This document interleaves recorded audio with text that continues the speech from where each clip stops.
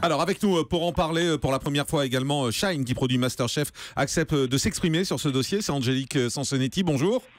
Bonjour Jean-Marc. Merci beaucoup d'être en direct avec nous sur Europe 1. Vous avez vu ce week-end, la pression est montée. Vous avez entendu il y a un instant ces candidats sur Europe 1. On va essayer d'abord d'être très factuel. Est-il exact que de nombreux candidats n'ont pas vu leur plat goûté par les chefs à Marseille et que seuls les premiers candidats, il y avait 10 rangées je crois, donc seuls sur les 4 ou 5 premières rangées, on a goûté les plats des candidats. Est-ce que c'est exact ? Alors Jean-Marc, je suis déjà, pour commencer, ravie que vous me donniez la parole.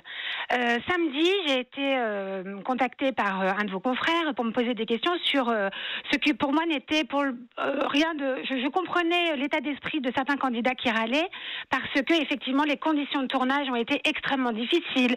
Il avait fait froid, il y avait eu de fortes déceptions. Donc j'étais choquée, interpellée, très ennuyée. Aujourd'hui, je suis carrément énervée de ce que j'entends, de la remise en cause, de tout ce qui est dit et mal dit. Donc, je suis vraiment ravie de pouvoir m'exprimer. Donc, pour répondre à votre question, ce qu'il faut que vous sachiez, c'est que d'abord, MasterChef est un concours dont la seule porte d'entrée est le talent culinaire. Un point, c'est tout. C'est la seule chose que l'on doit retenir de la conversation qu'on va avoir maintenant ensemble. La deuxième chose, les goûteurs qui ont participé à cet énorme concours, parce que vous imaginez combien c'est compliqué d'imaginer organiser la dégustation de 300 plats, ce qui a été donc le cas. Nous nous sommes organisés de la façon suivante, très clairement. Il y avait 3 spots, un spot rouge, un spot jaune, un spot bleu. Chaque spot était composé de 10 lignes de 10 candidats. Devant chaque ligne, il y avait un goûteur. Ces goûteurs ont été choisis par les chefs eux-mêmes. Parmi eux, des chefs reconnus, Yves Gégaud, Alexandre Mazia, des chefs qui ont donc pignon sur rue, dont c'est le métier que de déguster. Donc déjà, remettre en cause le goût de ces goûteurs, déjà, est une insulte qui leur est faite. La deuxième chose, ces plats, donc chaque goûteur avait 10 plats à déguster. C'est quand même pas énorme. Et on imagine bien que les chefs n'allaient pas déguster 300 plats. En revanche, ils avaient des émissaires qui étaient là pour eux, pour le faire. Donc chaque goûteur levait la main. Donc je précise, chaque goûteur avait 10 plats à dégoûter. À dégoûter. À goûter. À déguster. C'est l'énervement. Je suis énervée. Ça s'entend, je suis révoltée. Ça s'entend. Donc chaque goûteur avait 10 plats à déguster. Ce qu'ils ont fait, puisqu'ils étaient envoyés par les chefs pour le faire. Une fois qu'ils avaient un plat qui les interpellait, ils levaient le bras. Et les chefs, à ce moment-là, qui avaient une oreillette, effectivement, on leur disait, attention, il y a un goûteur à telle rangée, tel rang, qui a levé le bras, il faut y aller.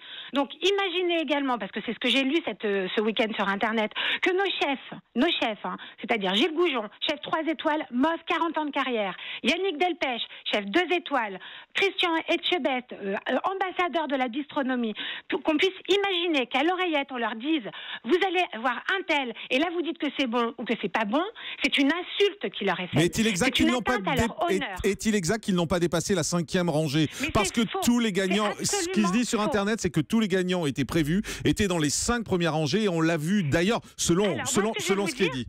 Ce que je vais vous dire, c'est que je prends l'exemple de Gilles Goujon. Gilles Goujon n'a sélectionné personne au 10e rang, il n'a sélectionné personne au 2e rang non plus. Tous les chefs, les goûteurs qui étaient là pour amener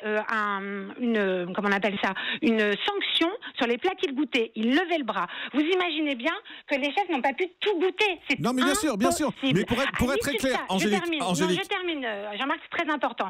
À l'issue de ça, il y a eu des délibérations qui ont été faites entre les chefs et les goûteurs. Les 300 candidats qui étaient présents sont des candidats qui ont été vus depuis plus d'1 an.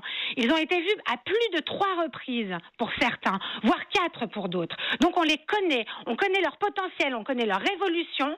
Les chefs ne les connaissaient pas, les chefs se sont référés à ce qu'ils ont goûté et se sont référés à l'avis de leurs goûteurs, qui, je le répète, sont des professionnels. On a bien compris. Angélique Sansonetti, est-ce qu'on peut être précis? Est-ce qu'il y a eu des sélectionnés entre les rangs 5 et 10?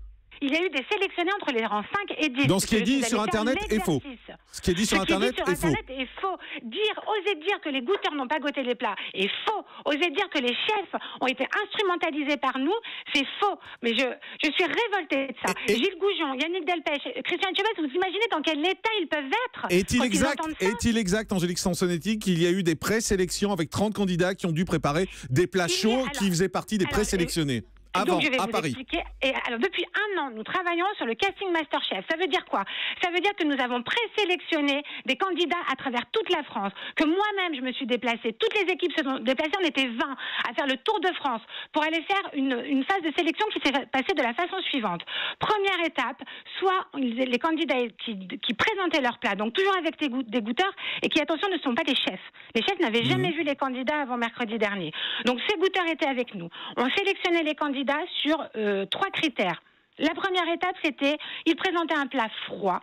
Et à partir de là, si le plat était satisfaisant, il pouvait être soit directement sélectionné par Marseille, soit éliminé, soit sélectionné pour la deuxième étape de rattrapage. Pourquoi du rattrapage? Parce qu'on a besoin de savoir à qui on s'adresse et quelles sont les qualités culinaires réelles de nos candidats qui allaient passer devant les chefs.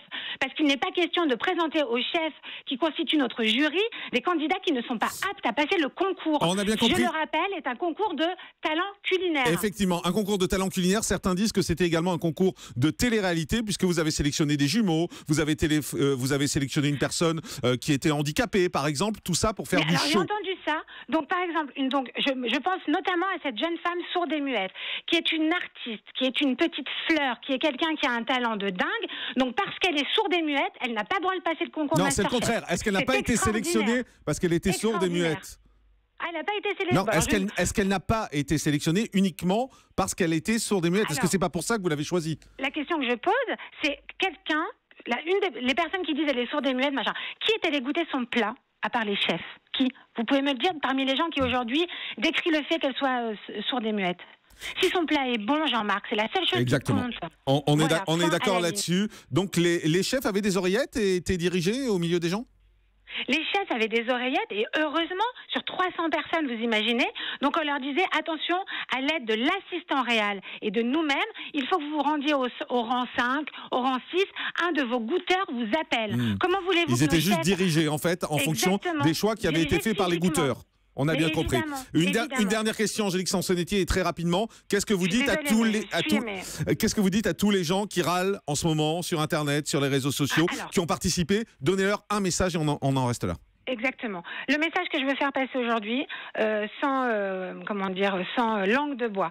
Je comprends la déception. Malgré tout, même si je suis portée par cette colère aujourd'hui, il y a une vraie déception parce que ce concours reste pour tous. Puisqu'ils ont fait l'effort de participer, de faire les plats, de travailler, de montrer ce qu'ils ont de meilleur en eux pour essayer de convaincre tous les chefs Masterchef avec un objectif qui est celui de changer de vie et de vivre de sa passion. Donc je comprends la déception. Et là-dessus, c'est vrai que c'était une sélection qui était extrêmement sévère. Parce que de passer de 300 à 30, ça fait 9 éliminés sur 10. Il n'y a pas du plomb dans l'aile pour Masterchef? Mais pourquoi? Pourquoi? Parce qu'il y a des gens qui, de par leur déception, commencent à remettre en cause un travail. Je veux dire, Jean-Marc. TF1 va faire la gueule. Hein. TF1 va faire la gueule. Bah oui, ça leur plaît pas ce genre d'histoire. Bah, moi, vous croyez que ça me plaît? Vous croyez que ça nous plaît? Nous, les équipes qui avons travaillé d'arrache-pied comme des dingues pour en arriver là aujourd'hui, ça ne plaît à personne. Personne n'est satisfait, je suis bien d'accord. Les conditions étaient difficiles, je suis désolée pour eux. Je comprends la déception de Mais vous dites ceux ça qui n'ont pas suffit. été Maintenant, ça sélectionnés. suffit. Mais maintenant, je dis stop.